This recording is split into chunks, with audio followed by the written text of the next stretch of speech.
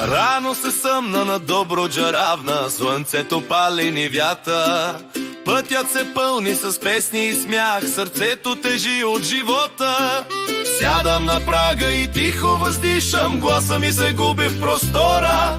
И вятърът носи през златните класове думите мои на хората. Гайдата чака под стария орех, ръцете треперят от жажда. Очите ми гледат към старата къща, душата си дума на глас. Како Йовке волен съм, за ракика блага готов съм. Червено винце ми налей, гайда да запей, и накрая биричка една, за да смаже моята душа.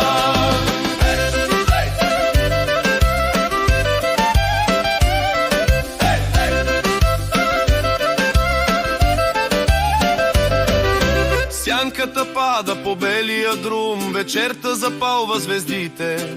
Хора се събират на двора широк, смеха им разклаща селото. Момите играят край стария кладенец, момците държат хорото.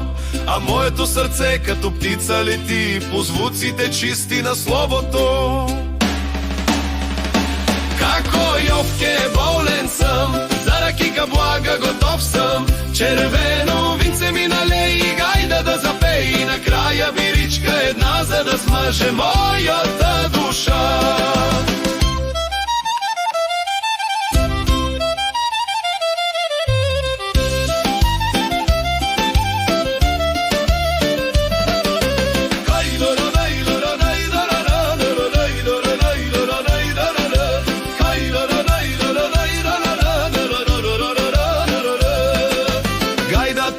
На дравни полета нощта се усмихва на къщите. Звездите мълчат на нашата песен, а времето спира да диша.